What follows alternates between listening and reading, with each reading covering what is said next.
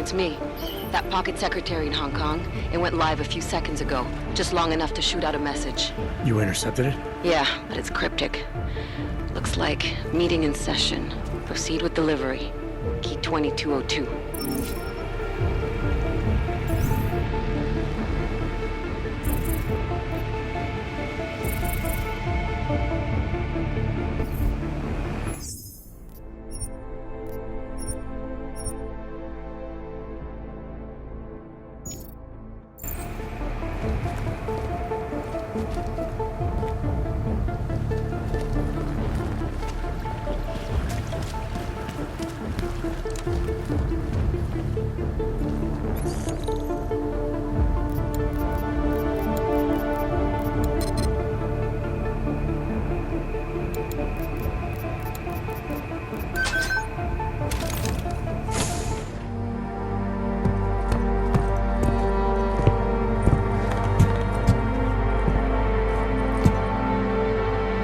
McCready, I'm too late.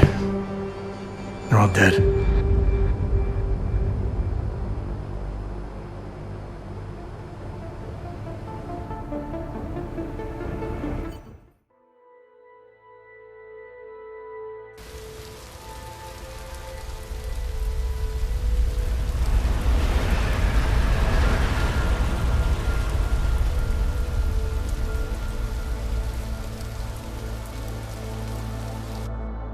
Memorial services are being held around the world today for Santo CEO Nathaniel Brown and several prominent members of the UN Security Council. Brown and his guests were murdered last week when augmented terrorists attacked the Safe Harbor Convention in London. Interpol released chilling images from the murder scene, admitting that the attack could have been much worse. Apparently, members of the Augmented Rights Coalition, infuriated over the death of their leader, also plan to blow up residential towers surrounding the Apex Center Convention Hall. I do not know about you folks, but I think it is high time the United Nations passed the Human Restoration Act, so we can all sleep safe again at night. This is Eliza Kassan, reporting to you. They're fanning the flames. From Picus. Fanning them? They lit the fucking torch, man. Eliza might as well go door to door handing out pitchforks. Ark was gonna be blamed no matter what. From the second Brown opened the doors. If you'd listened to me. Too friggin' arrogant to listen. He gambled big and he lost big for all of us Augs. Damn it. We were so close to pushing that vote back. We were close to losing thousands of innocent people, too. Yeah, I know. And thanks to you, we didn't. Hell of a choice you had to make, Adam.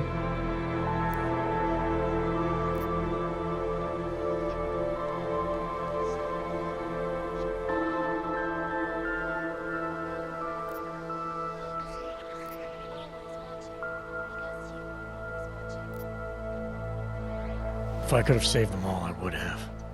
But sacrificing thousands for a shot at an uncertain future, to me, that's not a choice.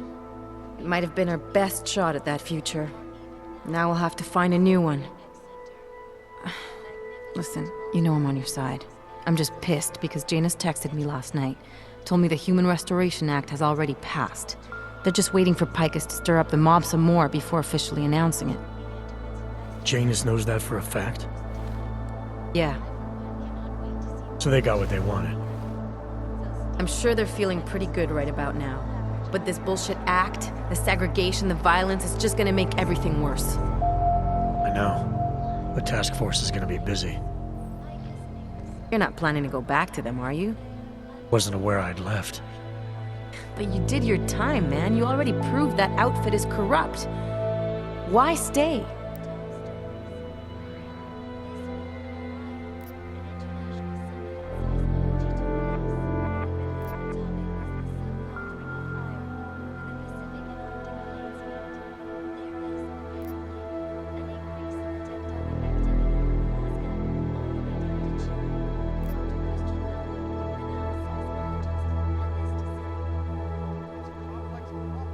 Seems to me the collective is all about finding the right tools for the right job.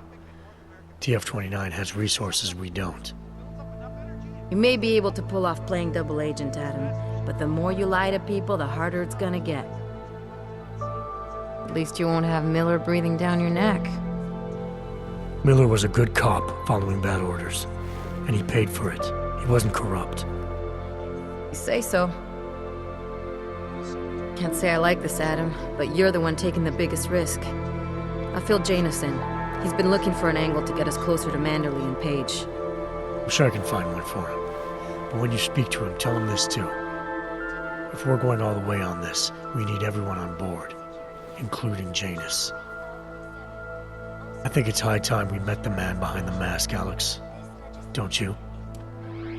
This report just in. Law enforcement officials in Prague have tracked down and captured the bomb maker, whose deadly explosive devices claimed the lives of dozens of innocent travelers earlier this week. The woman, an ex-army demolition specialist named Allison Stanek, appears to be a religious fanatic and leader of the tech cult group, Church of the Machine God.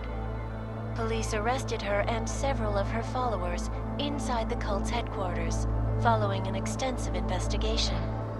If you ask me, folks, that is some very good news indeed.